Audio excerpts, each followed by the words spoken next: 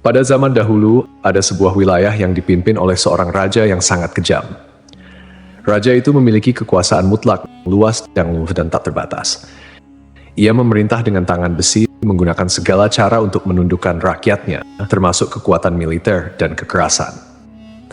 Raja itu tidak segan-segan menjatuhkan hukuman berat, seperti penyiksaan dan eksekusi mati, demi menakut-nakuti rakyatnya agar tetap patuh dan tidak berani memberontak. Raja ini tidak hanya menguasai tanah dan pemerintahan, tetapi juga mengklaim dirinya sebagai Tuhan. Siapapun yang tidak mengakui klaim tersebut akan disiksa atau bahkan dibunuh. Pada masa sekarang, di era modern ini, kita mungkin menganggap cerita ini sebagai mitos atau legenda belaka. Tetapi sebenarnya kisah ini benar-benar terjadi. Itu adalah kisah tentang Raja Namrud, yang hidup sekitar 2275 sebelum Masehi sampai 1943 sebelum Masehi di wilayah Babilonia, sebuah kerajaan yang berdiri di tengah padang pasir Mesopotamia yang kini menjadi bagian dari Irak. Di tengah kerajaan Babilonia yang sedang tumbuh pesat, berdirilah Menara Babel, sebuah menara yang menjulang tinggi dan menjadi simbol kekuasaan dan kebesaran Namrud. Menara tersebut dibangun dengan tujuan untuk mencapai langit dan mengklaim kekuasaan setinggi kekuasaan Tuhan. Kisah ini akan membawa kita pada perjalanan yang menegangkan, dari puncak kejayaan Namrud hingga kejatuhannya yang tragis. Sebelum saya melanjutkan kisahnya, mohon tonton video ini sampai selesai, agar tidak ada kesalahpahaman dalam memahami isi cerita, serta bantu channel ini semakin berkembang dengan cara subscribe, like, serta berikan komentar positif. Jangan lupa tuliskan hajat dan doa Anda di kolom komentar agar kita dapat mengaminkan bersama-sama. Semoga Allah segera mengabulkan semua doa dan hajat kita. Amin ya rabbal alamin. Jarang orang yang tahu bahwa Namrud sebenarnya adalah keturunan dari Nabi Nuh alaihissalam. Ia merupakan putra dari Kanaan, cucu dari Kus, cicit dari Ham, dan keturunan langsung dari Nabi Nuh. Namun sejak lahir, Namrud tidak memiliki hak untuk menjadi raja atau penguasa. Ia dikenal sebagai sosok yang licik, manipulatif, dan penuh tipu daya. Meski demikian, ia memiliki ambisi besar dan bekerja keras untuk mencapai tujuannya. Dengan licik dan tipu daya, Namrud berhasil merebut kekuasaan di Babilonia. Ia menguasai wilayah yang luas dan menjadi salah satu penguasa terkuat pada masanya. Penduduk Babilonia yang sebagian besar bekerja sebagai petani, pedagang, dan pengrajin hidup dalam ketakutan di bawah pemerintahannya. Sementara itu, banyak yang dipaksa menjadi budak, hidup dalam penderitaan tanpa akhir, karena hasil kerja keras mereka dirampas oleh penguasa yang tidak memiliki belas kasihan. Namrud dikenal sebagai raja yang sombong dan zalim. Ia adalah salah satu dari beberapa raja yang pernah mengklaim dirinya sebagai penguasa atas seluruh bumi. Bahkan, ia adalah orang pertama yang secara terang-terangan menyatakan dirinya sebagai Tuhan dan memakai mahkota di kepalanya sebagai simbol kekuasaan ilahinya. Lebih jauh, Namrud juga dikenal mempelajari ilmu sihir yang dilaknat oleh Allah, dan ia adalah salah satu pelopor penyebaran ilmu hitam di kalangan umat manusia. Menara Babel yang dibangun Namrud menjadi salah satu karya arsitektur terbesar pada masanya. Menara ini dikenal sebagai salah satu dari 7 keajaiban dunia kuno. Dengan tinggi yang diperkirakan mencapai 91 meter, menara ini dibangun dari batu bata yang dipanggang dan disatukan dengan aspal dan memiliki tangga spiral yang mengelilingi eksteriornya. Dari puncak menara, orang dapat melihat pemandangan luas dari kota Babilonia dan sekitarnya. Namun, Menara Babel bukan hanya simbol kekuasaan Namrud, melainkan juga simbol kesombongan dan penentangannya terhadap Allah. Menara Babel dihiasi dengan berbagai macam ornamen dan relief yang menggambarkan kejayaan Namrud serta dewa-dewa yang disembahnya. Bangunan ini dianggap sebagai karya arsitektur yang sangat fantastis pada masanya, dibangun oleh ribuan pekerja termasuk budak dan para tukang yang terampil. Beberapa sumber kuno menyebutkan bahwa pembangunan menara tersebut melibatkan puluhan ribu orang dan berlangsung selama beberapa dekade. Proyek ini memakan waktu sekitar 20 hingga 30 tahun dengan berbagai tahap rekonstruksi. Tujuan utama pembangunan Menara Babel adalah untuk menunjukkan kekuasaan, kemegahan, serta ambisi Namrud yang ingin mencapai langit dan menyamai Tuhan. Menara ini bukan sekadar simbol kekuasaan, tetapi juga menjadi pusat kekuatan kerajaan Babilonia, yang merupakan salah satu peradaban terbesar dalam sejarah manusia. Babilonia yang terletak di Mesopotamia, kini wilayah Irak, terkenal sebagai pusat perdagangan, budaya, dan kekuasaan pada masa itu. Sebelum jadi raja, Namrud sudah hidup dalam kemewahan dan kesejahteraan. Mimpinya yang paling besar adalah menjadi penguasa mutlak atas seluruh muka bumi. Namrud, yang dikenal ambisius dan kejam, tak segan-segan membunuh siapa saja yang dianggap sebagai ancaman bagi kekuasaannya. Pada suatu hari, Namrud mendengar seorang pria berbicara tentang bagaimana kekuasaannya akan runtuh. Pria itu dikatakan berpakaian serba hitam dan menantang otoritas Namrud. Merasa diremehkan, Namrud memerintahkan pengawalnya untuk membunuh pria tersebut beserta para pembantu wanita yang mendengar perkataan pria itu. Perintah tersebut segera dilaksanakan. Namun saat Namrud memasuki kamarnya, ia sangat terkejut ketika melihat pria yang baru saja dibunuh sudah berada di dalam kamarnya. Namrud dengan marah bertanya, "Siapa kamu?" Pria itu kemudian menjawab, "Aku adalah penguasa cahaya." Ia kemudian memanipulasi Namrud dengan menawarkan kekuatan besar. Tetapi sebagai gantinya, Namrud harus bersujud kepada iblis. Namrud yang tergila-gila dengan kekuasaan, setuju untuk menjual jiwanya kepada setan demi mendapatkan pengaruh yang lebih besar. Iblis mengajarkan Namrud segala macam ilmu sihir dan cara untuk menjadi penguasa yang paling hebat. Setelah menguasai ilmu sihir, Namrud kemudian membunuh ayah kandungnya untuk merebut tahta. Dengan bantuan iblis, ia menjadi raja yang sangat kuat dan tak terkalahkan, serta seorang penyihir yang menguasai sihir tingkat tinggi. Namrud kemudian memperluas wilayah kekuasaannya, menaklukkan banyak negeri hingga ia menjadi penguasa 7 wilayah besar. Pada suatu malam, para pengamat bintang di istana Namrud melihat sebuah bintang baru yang terbit di timur. Bintang itu semakin terang dari hari ke hari dan semakin lama semakin mencolok. Mereka melaporkan hal ini kepada Namrud yang kemudian memanggil para ahli sihir dan peramal. Para ahli sihir sepakat bahwa bintang tersebut menandakan kelahiran seorang bayi yang akan menjadi ancaman bagi kekuasaan Namrud. Ramalan ini membuat Namrud semakin gelisah dan ketakutan. Ia melihat kelahiran bayi tersebut sebagai ancaman nyata bagi kekuasaannya. Maka Namrud memerintahkan agar semua bayi laki-laki yang baru lahir di kerajaannya harus dibunuh. Salah satu pengikut setia Namrud, Azar, yang juga merupakan ayah dari Nabi Ibrahim alaihi salam, baru saja dikaruniai seorang anak laki-laki. Namun, Azar tidak tega menyerahkan anaknya kepada Namrud. Oleh karena itu, ia menyembunyikan Ibrahim kecil di sebuah gua agar selamat dari pembantaian. Meskipun disembunyikan di gua, Nabi Ibrahim tidak sendirian. Allah dengan kekuasaannya yang maha besar memberikan mukjizat untuk menjaga Ibrahim yang masih bayi. Diriwayatkan bahwa dari jari-jari mungil Ibrahim, Allah mengeluarkan susu yang cukup untuk memenuhi kebutuhannya sehari-hari. Ibrahim kecil menghisap jarinya sendiri untuk mendapatkan makanan yang dibutuhkannya. Dan dengan izin Allah, ia tumbuh sehat dan kuat meski berada dalam kondisi yang sangat sulit. Tahun demi tahun berlalu, dan Ibrahim tumbuh dalam perlindungan Allah yang penuh keajaiban. Setelah dewasa, Ibrahim diutus oleh Allah sebagai nabi untuk menyeru kaumnya agar meninggalkan penyembahan berhala dan hanya menyembah Allah. Ibrahim pun menjadi penantang utama kekuasaan dan kezaliman Namrud. Ketika kekeringan melanda kerajaan Babilonia dan rakyatnya datang memohon bantuan dari Namrud, Nabi Ibrahim juga hadir di tengah-tengah mereka. Di hadapan Namrud, Ibrahim bertanya, "Siapakah Tuhan yang sebenarnya?" Namrud, yang sombong, mengklaim bahwa dialah Tuhan. Namun Ibrahim dengan tegas mengatakan bahwa Tuhannya adalah Allah yang menghidupkan dan mematikan. Namrud menentang Ibrahim dengan mengatakan bahwa ia juga bisa menghidupkan dan mematikan dengan cara membebaskan seorang tawanan dan membunuh tawanan lainnya. Ibrahim kemudian menantangnya, "Jika kamu memang Tuhan, buatlah matahari terbit dari barat."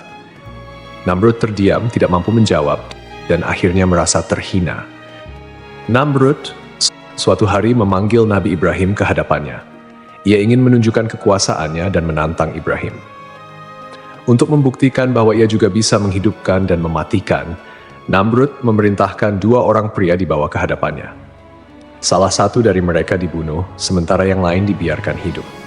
Lalu Namrud berkata kepada Ibrahim, "Lihatlah, aku juga bisa menghidupkan dan mematikan." Namun, Nabi Ibrahim alaihissalam dengan bijak menjawab, "Kalau begitu, hidupkanlah kembali orang yang telah kamu bunuh." Namrud terdiam, ia tidak bisa melakukan itu. Ibrahim kemudian melanjutkan tantangannya. "Tuhanku menerbitkan matahari dari timur. Jika engkau memang Tuhan, cobalah terbitkan matahari dari barat." Namrud tidak mampu menjawab tantangan ini dan menjadi sangat marah. Sebagai balasan, Namrud melarang Ibrahim mengambil makanan dari negerinya. Namun dengan izin Allah, Ibrahim meminta segenggam pasir dan membawanya pulang. Pasir itu, berkat mukjizat dari Allah Subhanahu wa Ta'ala, berubah menjadi makanan lezat yang cukup untuk keluarganya. Nabi Ibrahim mulai menjalankan misinya untuk mengajak umatnya menyembah Allah dan meninggalkan penyembahan terhadap Namrud serta berhala-berhala yang mereka puja. Namun, umat Namrud menolak dan terus menyembah berhala. Suatu hari, ketika orang-orang meninggalkan kuil, Ibrahim menghancurkan semua berhala kecil dan menyisakan satu berhala yang paling besar. Ketika penduduk kembali dan melihat berhala-berhala mereka hancur, mereka membawa Ibrahim kepada Namrud untuk diadili. Namrud dengan penuh dendam memerintahkan Ibrahim dibakar hidup-hidup. Mereka pun menyalakan api yang sangat besar dan melemparkan Ibrahim ke dalamnya. Namun dengan kehendak Allah, api tersebut tidak membakar Ibrahim sedikitpun dan ia selamat dari hukuman tersebut. Peristiwa ini membuat Namrud semakin marah. Orang-orang mulai meragukan kekuasaan Namrud dan beralih kepada kepercayaan Ibrahim. Merasa kekuasaannya terancam, Namrud meminta bantuan kepada iblis. Iblis mengatakan bahwa Ibrahim adalah setan yang kebal terhadap api dan menyarankan Namrud untuk menggunakan cara lain. "Namrud, aku telah kalah berkali-kali dengan Ibrahim, dia terus menghina kekuasaanku dan sekarang rakyat mulai meragukan kebesaranku. Aku adalah raja dunia, tapi mengapa aku tidak bisa menundukkan seorang Ibrahim? Kekuasaanmu besar, tetapi engkau hanya kalah karena engkau belum menggunakan semua cara. Ibrahim bukanlah seorang manusia biasa. Ia dilindungi oleh kekuatan yang tidak bisa engkau lawan dengan kekuatan fisik. Lalu apa yang harus aku lakukan? Apa yang bisa mengalahkannya? Aku sudah mencoba membunuhnya dengan api, tapi bahkan api pun tidak mematuhiku." Iblis, Ibrahim dilindungi oleh Tuhannya, tetapi aku bisa memberikanmu kekuatan untuk menandingi itu. Sembahlah aku. Akulah yang bisa memberimu kekuatan sihir, kekuatan untuk mengendalikan segala hal di dunia ini. Bersama kita bisa menghancurkan Ibrahim. Mengapa aku harus menyembahmu? Bukankah aku adalah Tuhan di atas segala Tuhan? Engkau mengklaim demikian, tetapi lihatlah dirimu. Engkau tidak bisa mengalahkan Ibrahim. Aku akan memberikanmu kekuatan yang tidak engkau miliki. Sebagai gantinya, engkau harus menyerahkan dirimu kepadaku. Dan aku akan menunjukkanmu jalan untuk mencapai kekuatan yang lebih besar dari apa yang engkau miliki sekarang. Dalam kesombongannya, Namrud setuju untuk bersekutu dengan iblis. Iblis kemudian mengajarkan Namrud berbagai macam ilmu sihir, termasuk cara menggunakan kekuatan jahat untuk mengendalikan orang-orang di sekitarnya. Namrud semakin tenggelam dalam kekufuran, menyembah kekuatan jahat dan menggunakan sihir untuk memperkuat kekuasaannya. Ia bahkan menjadi penyihir yang sangat kuat dan merasa dirinya tak terkalahkan.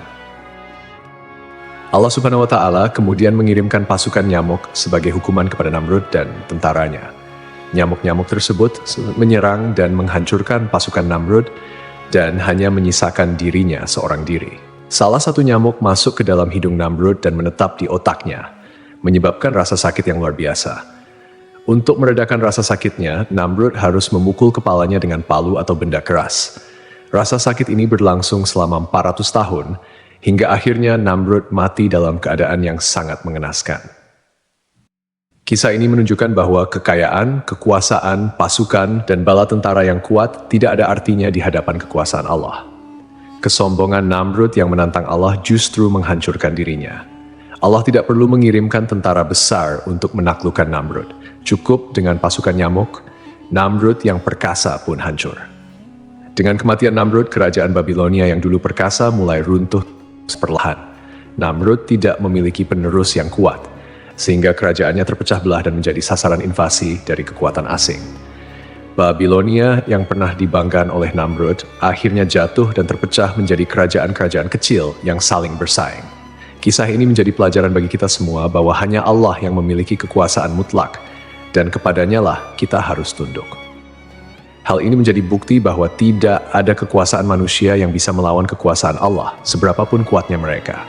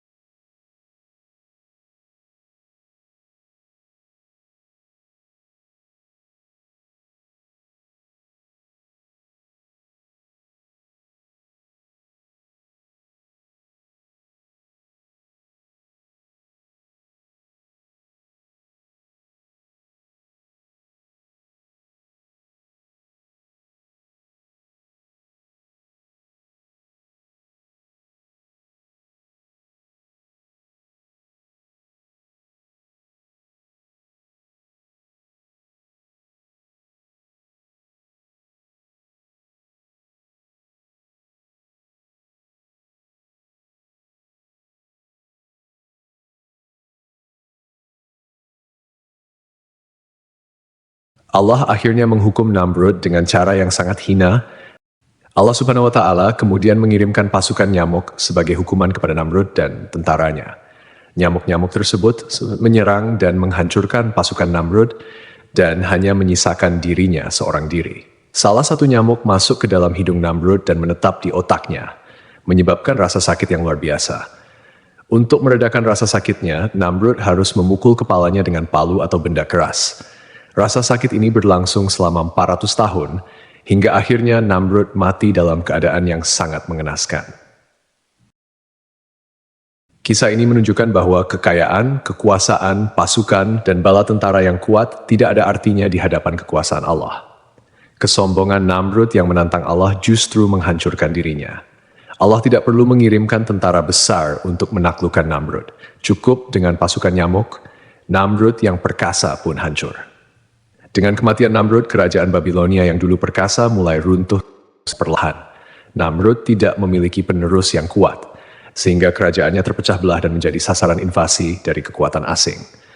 Babilonia yang pernah dibanggakan oleh Namrud akhirnya jatuh dan terpecah menjadi kerajaan-kerajaan kecil yang saling bersaing.